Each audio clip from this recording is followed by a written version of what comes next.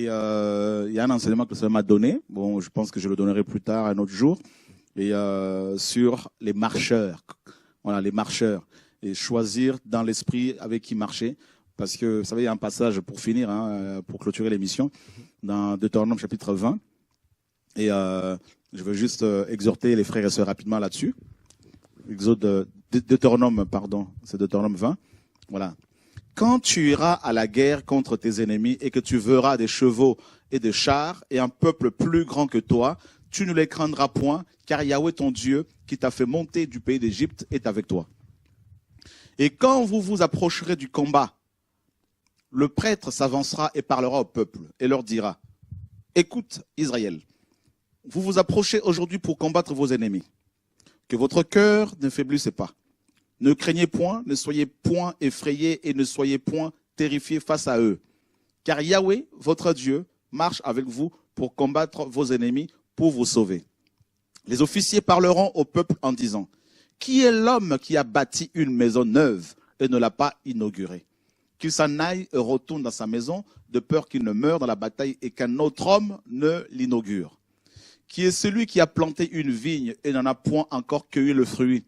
Qu'il s'en aille et retourne dans sa maison, de peur qu'il ne meure dans la bataille et qu'un autre homme n'en cueille le fruit. Qui est celui qui a fiancé une femme et ne l'a point prise en mariage?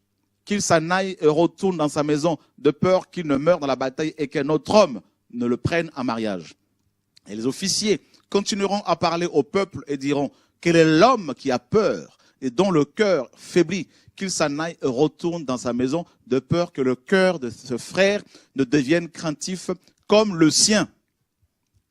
Voyez? Donc, ici, il est question d'une guerre. La marche chrétienne est une guerre.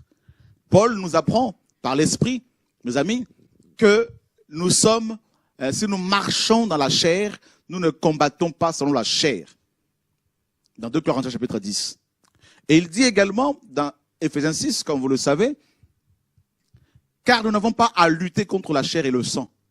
Il parle des principautés, il parle des dominations, il parle des puissances méchantes dans les lieux célestes. Il parle de princes de ce monde des ténèbres, contre lesquels les chrétiens livrent une guerre de tous les jours. Tous les jours. Alors, vous devez savoir que chacun de nous a ses propres combats en fonction de notre appel. Les combats que nous livrons contre l'ennemi tous les jours, contre les choses de ce monde, contre la chair, ces combats sont proportionnels à l'appel qu'on a reçu, à l'onction qu'on a reçue, au message qu'on a reçu. Maintenant, si vous avez reçu un appel avec un message clair, vous devez faire attention aux gens qui viennent auprès de vous. C'est ce que Dieu m'enseigne de plus en plus. Parce que parmi ces gens-là, vous allez avoir, il y aura des craintifs. Des gens qui vont avoir peur que vous dénonciez le mal. Parce qu'ils se disent, si tu parles trop du mal d'un pays, eh bien moi, je ne pourrai plus y aller. Alors, change ton message. Ah, compromission. Vous avez des gens qui vont se dire, non, mais si tu dénonces trop le mal, eh ben, je risque de perdre mes amis. Compromission. Il risque de compromettre ton message. Il y en a qui vont dire, oui, mais si tu dénonces trop, je risque d'avoir des problèmes avec ma belle famille. Parce que ma belle famille se retrouve dans ces pratiques. Donc vous avez les gens qui vous approchent, ont chacun ses propres intérêts. Chacun a ses propres projets. Et ils vont vouloir maintenant vous influencer négativement pour vous sortir de votre appel, vous sortir de votre message. Vous avez vu? Et c'est ce que Pierre a voulu faire avec le Seigneur. Pierre avait ses propres intérêts. Et le Seigneur a dit quoi? Arrière de moi, Satan. Pierre était devenu Satan. L'adversaire. Celui qui se dressait contre la volonté de Dieu. Celui qui se dressait contre la mission du Messie. Vous avez vu? C'est terrible. Il y a beaucoup d'hommes de Dieu, des femmes de Dieu, des prédicateurs, des chrétiens qui ont changé leur message à cause de leur entourage. Il y en a beaucoup qui ont changé parce que les gens ils viennent, oh, il ne faut pas parler comme ça, il ne faut pas parler les sentiments. Et c'est pour cela, mes amis, le Seigneur m'a dit clairement après mon retour des Antilles. Le Seigneur m'a beaucoup enseigné quand j'étais aux Antilles. Ah, et beaucoup. C'est pour cela que j'ai eu ce temps de retrait pour réfléchir avec le Seigneur, pour apprendre au pied de mon maître. Et le Seigneur m'a enseigné sur la marche. La plupart des gens qui ont marqué leur génération étaient des hommes et des femmes solitaires. Regardez, le Seigneur, il y avait une pensée qui me venait tout à l'heure au bureau. On a dit, Enoch marcha avec Dieu. On n'a pas dit, Enoch avec son équipe. On a dit, Noé marcha avec Dieu. On n'a pas dit, Noé avec ses équipiers. Non. À un moment donné, même Paul, Dieu a dû nettoyer autour de lui. Paul s'est retrouvé. Il a dit, tous m'ont abandonné. Il s'est retrouvé seul en prison pour faire l'œuvre. Et les grandes révélations que Paul a eues, c'était en prison, seul.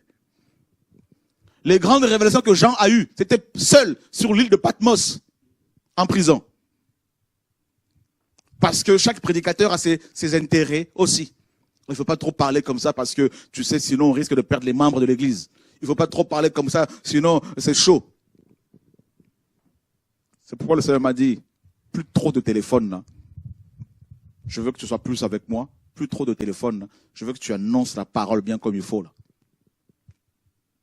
Et c'est pour cela qu'ici, quand ils vont livrer la guerre là, la bataille là, les officiers, les prêtres ont dit que les craintifs se retirent pour ne pas influencer les autres.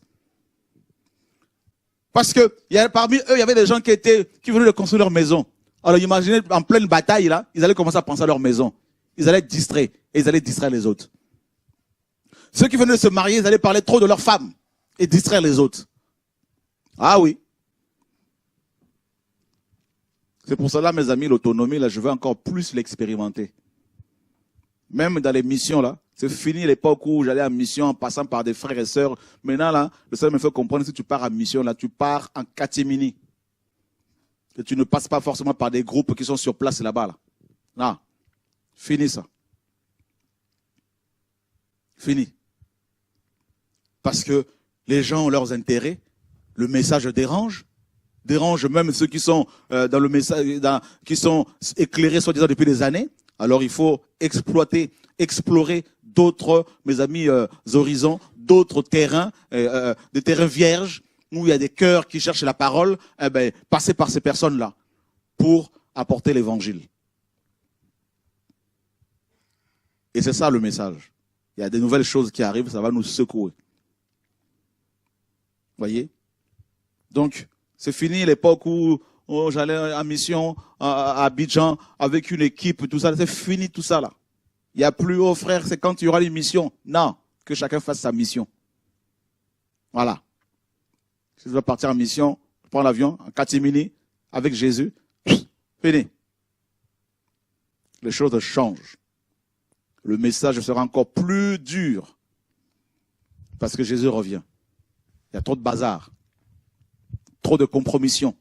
Trop de mélange. Trop de gens qui se servent de cette parole pour assouvir leurs propres besoins à petits ministériels, leurs propres appétits sexuels, leurs propres appétits financiers. Ils vont se servir de cette parole-là pour attirer les âmes, attirer la jeunesse, tout ça là. Trop de voleurs, de menteurs, d'hypocrites. Des gens qui veulent divorcer, qui divorcent, qui se remarient et qui veulent nous imposer leur vie de péché. Des gens qui sont dans un orgueil spirituel, qui sont orgueilleux, qui pensent être mieux que les autres et qui veulent nous imposer leur vie pour qu'on change de message. Le temps a changé. Fini. Je vais être de plus en plus dans ma grotte. De toute façon, Élie n'avait pas de téléphone, Élie n'avait pas de boîte mail. Fini tout ça là, mes amis. Voilà. Tout ce qui m'importe aujourd'hui, c'est de délivrer le message que le Seigneur nous donne. Ce n'est pas un message nouveau, ce n'est pas mon message, c'est l'évangile tout simplement. Voilà.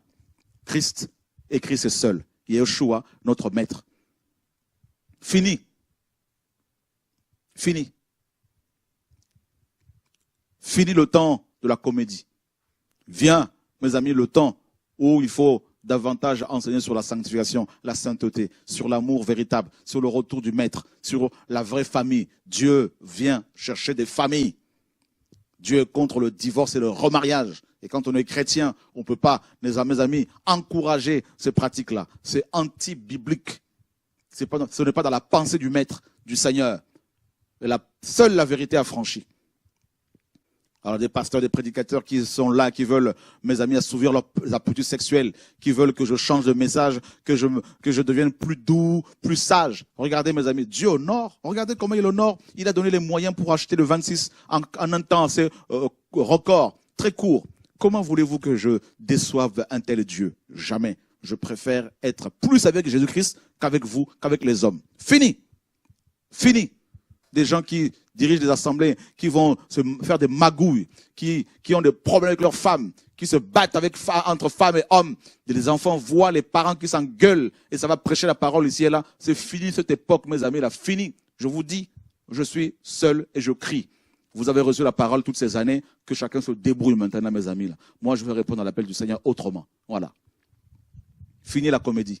Fini, oh, viens faire un séminaire ici. Fini, viens faire... C'est fini ça. Vous avez reçu la parole, que chacun se débrouille. Il y a des gens qui meurent. Il y a des gens qui ont besoin de la parole. Et beaucoup sont devenus gras. Beaucoup sont devenus, mes amis, ils sont tordus. Ils ne veulent plus changer. Ils estiment qu'ils connaissent tout. Alors, Dieu veut que de nouvelles personnes soient éclairées. Afin que ceux qui sont devenus des vieux prophètes là n'empêchent pas les nouveaux de découvrir la vérité. Fini. Fini d'aller faire des séminaires, de passer par tel frère, telle sœur, partout Dieu peut m'envoyer. C'est fini ça. Fini cette époque-là. C'est une nouvelle génération, une nouvelle étape, une nouvelle saison qui arrive. Un nouveau moyen de nouvelles méthodes que Dieu donne. Fini ça. Mais ce n'est pas pour autant que j'en veux à qui que ce soit. Non, pas du tout. C'est des frères et sœurs que j'aime, mais le Seigneur me demande de travailler autrement pour ne pas que le message soit corrompu. Voilà. Pour ne pas qu'on m'attribue excusez-moi, mais le péché des uns des autres, les bêtises des uns des autres, tout ça là, c'est fini cette époque-là, mes amis. Je suis seul et je crie. Et quel est le message? Jésus-Christ revient, préparons-nous pour les noces. Yeshua est notre Dieu, notre Seigneur, notre Sauveur, notre Père, notre Créateur, notre Sauveur. Voilà. On ne peut pas prêcher l'évangile et lever la main sur sa femme. On ne peut pas prêcher l'évangile et tromper son mari, tromper sa femme. On ne peut pas prêcher l'évangile et manquer du respect aux autorités. On ne peut pas prêcher l'évangile et, commencer à coucher avant le mariage et tout ça là, vouloir se justifier. Non, tout ça là, il y a trop de comédie, il y a trop de mélange. On veut même poser une vie de saleté.